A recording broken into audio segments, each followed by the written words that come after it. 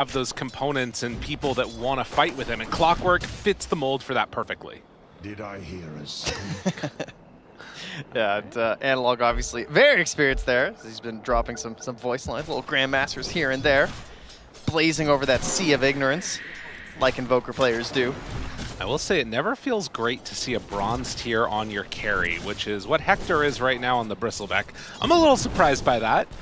It's okay, it's a strength hero. He gets a natural buff. Okay, got it. Yeah, it's fine. Constantly pulling up top continuously, and Lumpy off to a hot start here in the mid.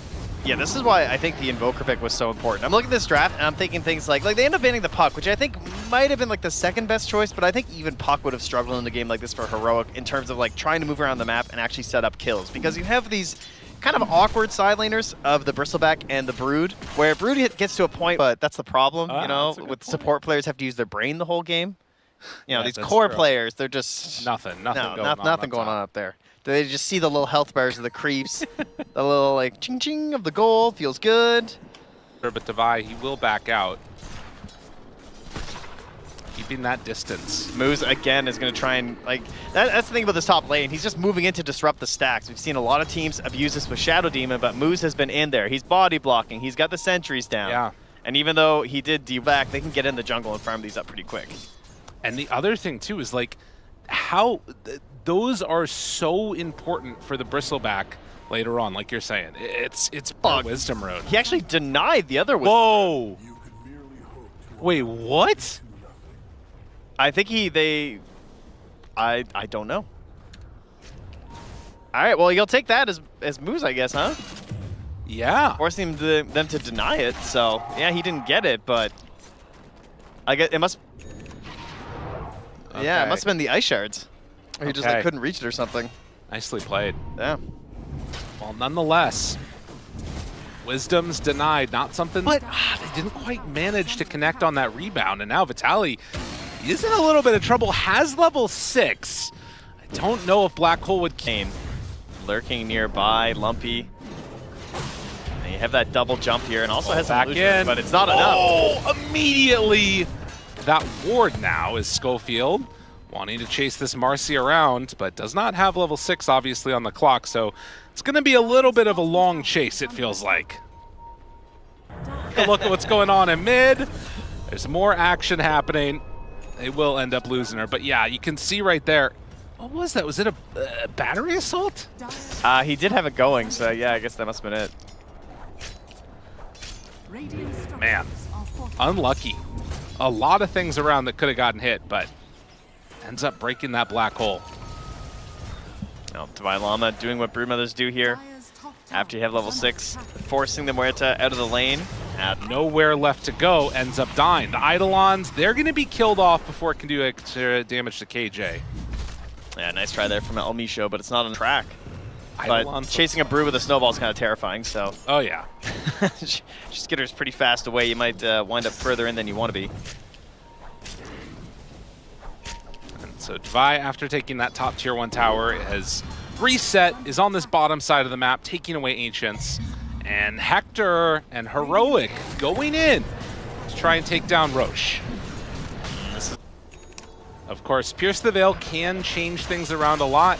Having the Spirit Vessel helps. If you can keep them in place with these shards, maybe. There's a lot of possibilities for ways that this could go good. Lane. Oh, yeah. Mid. KJ. Yeah, that is a... and yet they both missed the obs that is further up by the tier 2. Schofield, he's also wrapping around. Killing illusions. Retreats away. That's a good thing about killing Schofield, is they can't lock you down into the fight. Yeah, right? And that's obviously the one thing that the Bristol's going to struggle with, is he can't really force you to just fight him. That's what his allies have to do. And that's why this Invoker will work out really nicely. That's why this Clockwork is here. But that's why Lumpy can do that. As Moose, he is in trouble. So the double supports combo together and walking at them. And for BeastCoast, there has not been an answer so far. Vitaly, he's found an absolute no man's land. Just completely caught off guard here, and this Enigma is also going to die. You see Schofield Immediately looking for the next target. And Pike, he's in trouble now, also up top. Lumpy comes in, they get the disruption, trying to do... But Hector wants to take something else from the side of BeastCoast, and that's their Tormentor. I mean, this is already just so difficult to deal with. Like, they are... You're not killing Hector this game, it feels like. It would take some really... Still a Sunstrike left, but Analog's on the move right now. No time for that. And this noose continues to tighten, it feels like, as Hector and the rest of Heroic are shutting down all of these different towers across the map. Now, this would be a good one. The Gleipnir is down. Good damage out onto this Broodmother. She goes down. Divine Llama in the dirt, and BeastCoast some signs of life. Big pick off for them right now. Misho comes. Yeah. Oh, right, okay. Maybe pretty annoying. And he's about to have a BKB done, so... Yeah. BKB, Hector will be immortal. But when that's not happening... Right after already getting the pipe and the Orchid, can keep going for more of the aggressive route rather than going back for a different aura. Yeah. They do have one scan here on BeastCoast. But it does... Okay, we have the Aegis now. We need X items before we go high ground. And everyone spreads out to get that last couple hundred gold that you need. We've all done it in our games. And then you get picked off like that. So now that BKB gets even further delayed for the Invoker. And then that means that the push gets delayed. And then you wonder, are we going to get to use this Aegis? And Hector says, yes, I will walk up the stairs myself if I have to. Oh my God, and that's what I'm doing. They're just, they're pinging him desperately. Please, sir. Divine Llama's getting close, but he is literally completely alone here. Shards, they're trying to get there to help out. Hector, ooh, Bloodstone. Yeah, and Silence, he's fine. I mean, he had his BKB the entire time too, but... You know, he took a tower. He might not have played that many Bristle. Will manage to get some separation and get out of there. Pike turns, breaks, hits, damage, out, but already dead on moves.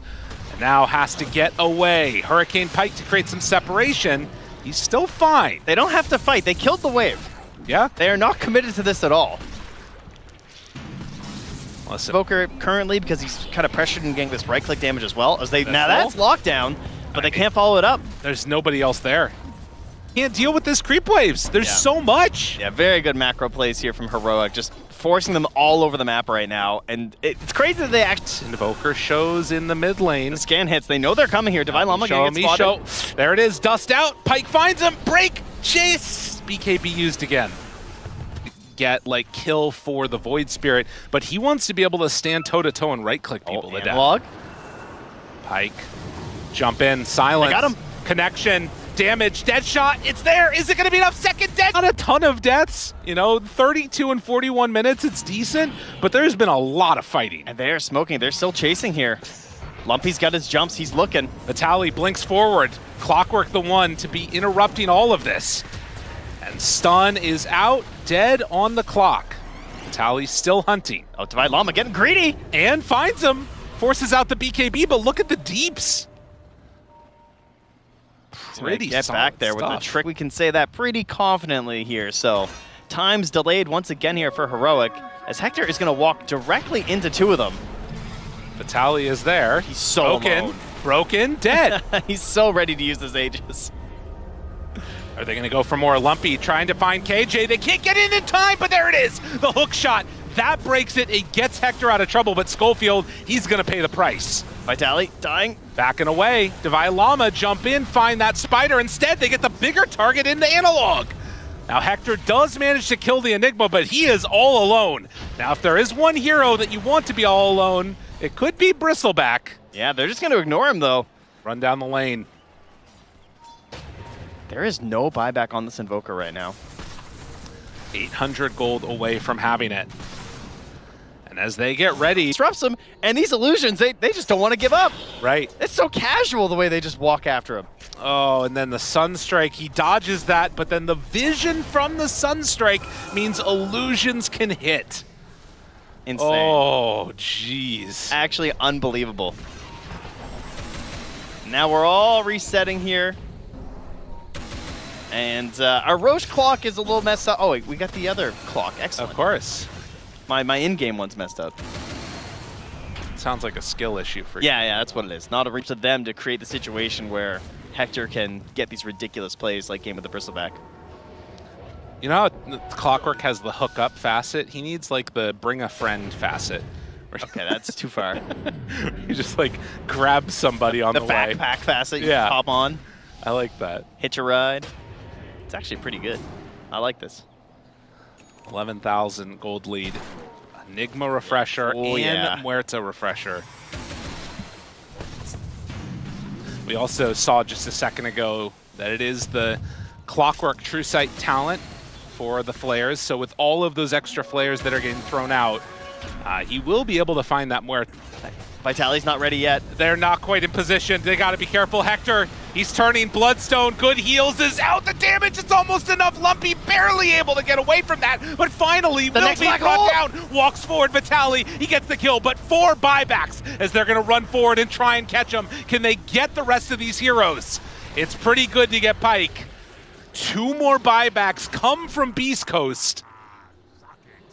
A very, very tense moment in this game. Yeah, they do not want to have to buy back here on Pike.